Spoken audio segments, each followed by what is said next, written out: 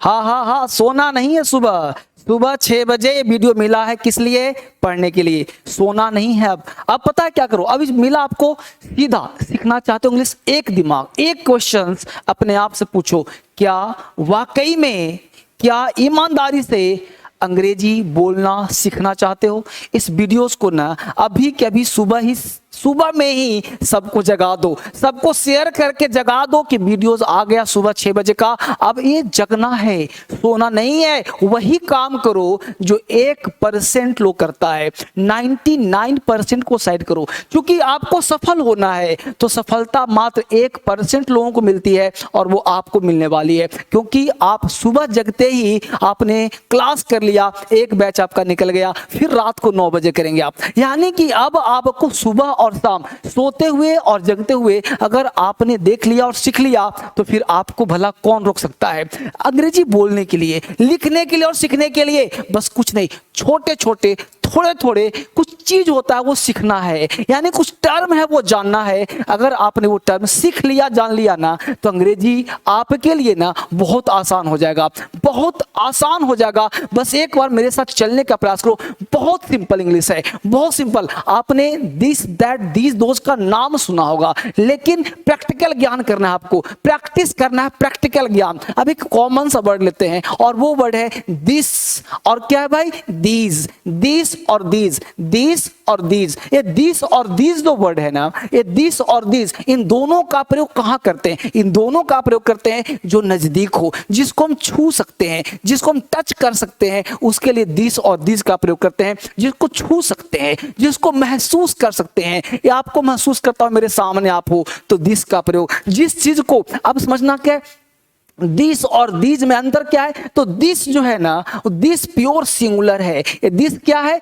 Singular है, और these क्या है? प्लूरल है। तो दिस सिंगुलर, और इसके साथ आने वाला वर्ब भी सिंगुलर है, यानी दिस है सिंगुलर और वर्ब भी क्या ले रहा है? सिंगुलर। यानी दिस के साथ आने वाला नाउन भी सिंगुलर, और दिस के साथ आने वाला वर्ब भी सिंगुलर। क्लियर हो गया? उसी प्रकार दीज, अब जो दीज है ना, दीज THEAC, ये दीज प्लूरल है, यानी प्लूरल नाउन लेगा, और इसके साथ प्लस वर्ब भी प्लूरल लेगा। तो दीज जो है प्लूरल है, और प्लस वर्ब भी प्लूरल लेगा। तो दीज प्लूरल, वर्ब भी प्लूरल। ये दो बातें समझ में आपको आ गया कि दिस और दीज, ये दो अंतर है। अब प्रश्न उठता है कि दिस और दीज सिंगुलर है, क्यों ऐसा पढ़ा रहा हूं? आपको अंग्रेजी बोलना है, आपको यूज करना है। तो दिस दैट दीज दोज, अगर ये वर्ड आ गया ना, तो 2-4-10 सेंटेंस ना आसानी से बोल पाओगे। तो मेरा मकसद है, मेरा लक्ष्य है कि आप तक पहुंचकर आपके दिमाग में प्रैक्टिकल ज्ञान डाल दूं, ताकि समझ में आ जाए। फिर सुनिए, आपको हमने क्या कहा? दिस सिंगुलर प्लस वर्ब भी singular, these plural plus verb भी प्लूरल। दिस का हिंदी यह, दिस का हिंदी ये सब, दिस का हिंदी यह, और दिस का हिंदी ये सब। हमने बोला यह एक कलम है, हमने बोला यह एक कलम है, this is a pen, right. हमने बोला ये सब कलमें हैं, क्या बोला? These are pens. तो हमने कहा यह एक कलम है और ये सब कलमें हैं, तो यहाँ पे दिस और दिस में अंतर महसूस हो रहा होगा। हमने बोला यह मेरा अपना घर है, यह मेरा अपना घर है, this is my own house. तो दिस का प्रयोग किया, this is my own house, यह घर मेरा है, this is my own house. फिर बोला यह एक लड़का है, दिस इज अ बॉय, यह एक लड़की है, दिस इज अ गर्ल, यह एक टेबल है, this is a table. Are with my point? तो ये सब कर सकते हैं आप। ये सब लड़कियां हैं, दीज आर गर्ल्स, ये सब लड़के हैं, दीज आर बॉयज, ये सब मेरी किताबें हैं, these are my books, these are my books. तो इस तरह से आप बेहतर अंग्रेजी बोल सकते हो, बेहतर अंग्रेजी कर सकते हो। तो दिस और दीज में बोलो, कोई गलती हुआ नहीं ना? तो ऐसे 1000 सेंटेंस आप बनाएं और 1000 सेंटेंस बोलने का प्रयास करें, अंग्रेजी आपका आसान हो जाएगा। इसके बाद आता है दैट एंड दोज। क्या कहा? That and those. तो दैट का हिंदी वह, दैट का हिंदी वह, और दोज का हिंदी वो सब। दैट का हिंदी वह और दोज का हिंदी वो सब।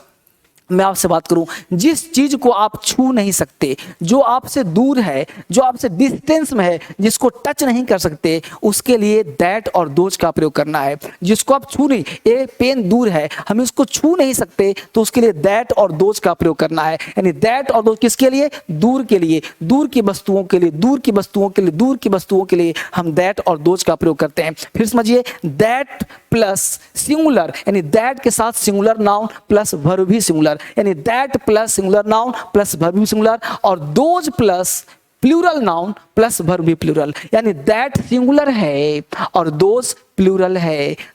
ठीक है, दैट क्या है? सिंगुलर, वर्ब क्या लेगा? सिंगुलर, दोज क्या है? प्लूरल, वर्ब क्या लेगा? प्लूरल। अब देखो, जिसको छू नहीं सकते, हमने बोला वह मेरा दोस्त है, that is my friend.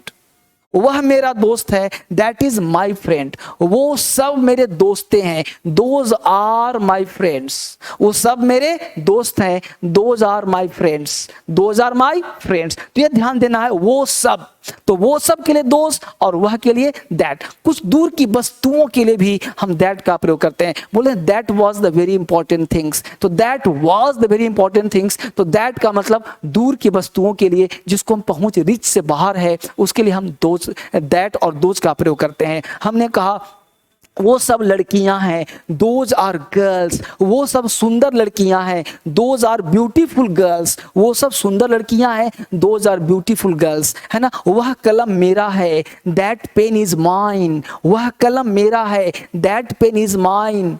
Point. तो इस तरह से आपको दिस, दैट, दिस, दोज में अंतर समझ में आएगा। इसके बाद क्या कहता है, आपको सीखना चाहते हो ना, तो इंग्लिश सीखने के लिए क्या करना है, जैसे जितने भी लोग इंग्लिश सीखे हैं, चाहे वो कोई भी हो, हिंदुस्तान का कोई भी लोग, बड़े से बड़े एक्टर, एक्ट्रेस, जो एक्टर एक्ट्रेस है ना, वो भी इंग्लिश ऐसे ही सीखते हैं। उनको बेसिक कुछ ज्ञान होता है, यानी ग्रामर का एट ऑल, यानी ग्रामर का एट ए ग्लांस नॉलेज आपके पास चाहिए। अगर आप सीखना चाहते हो तो ग्रामर में आपके पास बेसिक, मैं बता रहा हूं, जो भी चीज बेसिक आपके लिए है, जैसे नाउन है, प्रोनाउन है, एडजेक्टिव है, वर्ब है, एडवर्ब है, इसका ज्ञान एट ए ग्लांस होना चाहिए। इसके साथ जो मेन भूमिका निभाता है, जो महत्वपूर्ण भूमिका निभाता है, वो पूरे इंग्लिश ग्रामर में से टेंस, वॉइस, नरेशन, ये 3 टॉपिक काफी इंपॉर्टेंट है। तो इसके लिए आपको एक सिस्टमेटिक ढंग से क्लास करना पड़ेगा और दिस, दैट, दिस, दोज पे भी काम करना पड़ेगा। इसके साथ साथ बहुत सारे वर्ड्स ऐसे होंगे जो रात में 9 बजे लाइव आता हूं, पढ़ाता हूं,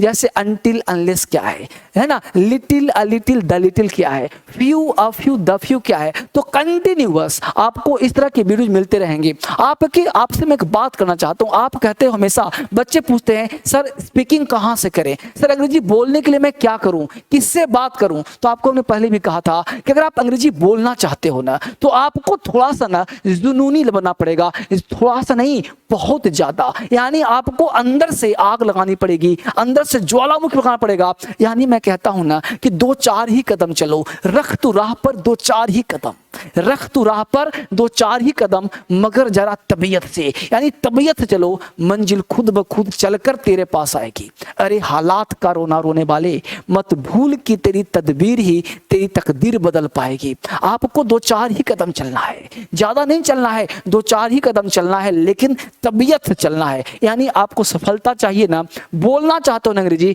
तो 2-4 ही कदम चलो, लेकिन तबीयत से चलो, क्योंकि आपका जो लक्ष्य है इंग्लिश बोलने का, आपके पास आएगा, चला आएगा, दौड़कर चला आएगा, लेकिन उसके लिए क्या है, आपकी तदबीर ही आपकी तकदीर बदल पाएगी। आप जितना मेहनत करोगे ना, आपका किस्मत बदलना शुरू हो जाएगा। हमने कहा था कि आप कुछ मत करो, बस 1 से 2 काम करो, और वो काम क्या है कि जितना तुम जानते हो ना, जितना नॉलेज है ना, उतना तुम उसको डिलीवर करने का प्रयास करो। आप पार्क में चले जाओ, पेड़ पौधे से बात करो, अपने मिरर से बात करो, अपने टेबल चेयर से बात करो, अपने अनजाने में ना 15 मिनट टाइम निकालो। 15 मिनट समय है आपके पास, अगर आपके पास 15 मिनट समय है ना, तो आपको अंग्रेजी सिखा दूंगा। अगर 15 मिनट टाइम है ना, तो 15 मिनट ना तुमको बकर बकर करना है, कहीं भी जाना है, हियर गो, हियर बी, ये I go, you go, they go, I go, you go, he goes, she goes, यानी कहाँ पे गोज बोलना है, कहाँ पे गो बोलना है, ऑटोमेटिकली बोलते रहना है।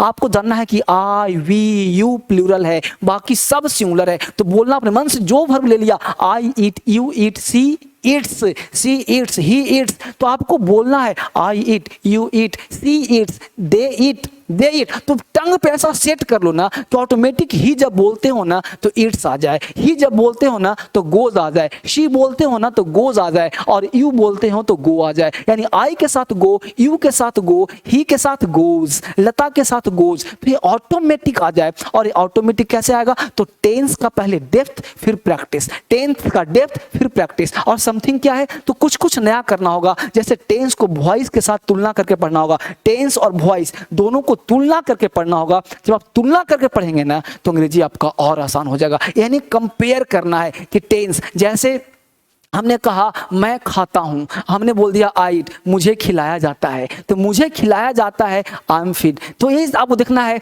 मैं पढ़ता हूं आई रीड, मुझे पढ़ाया जाता है आई एम टॉट, मैं पढ़ता हूं आई रीड, मैं पढ़ता हूं आई रीड, बोलो मेरे साथ। और मुझे पढ़ाया जाता है I am taught, I am taught, है ना, मुझे पढ़ाया जाता है आई एम टॉट। मैं उसे पीटता हूं आई बीट हिम, मुझे पीटा जाता है आई एम बीटेन, मुझे पीटा जाता है I am beaten, I am beaten. तो यह चीज समझना पड़ेगा, तब आपका इंग्लिश स्ट्रांग होगा, तब जाके बेहतर बनेगा, तब आप सीख पाओगे। तो आपको जगाने के लिए आया हूं, सोना मत। इस वीडियो देखो, सोना मत, जग गए तो जग गए, अब जगा दो दुनिया को, क्योंकि अब क्रांति फैलने आ गया है 9 बजे और सुबह 6 बजे। क्रांति फैलाना चाहते हो ना तो इसको जितना शेयर कर सकते हो, आप जितना शेयर करोगे, जितना लाइक्स करोगे, उतना मुझे एनर्जी मिलेगा। तो आप चाहते हो कि धर्मेंद्र से लगातार काम करें तो मुझे एनर्जी दो, लाइक्स करो, जितना ज्यादा, लाखों में लाइक्स होना चाहिए और लाखों में शेयर होना चाहिए। जितना बच्चे जुड़ेंगे उतना क्रांति फैलेगा और मेरा भी सपना पूरा होगा और आपका भी सपना पूरा होगा।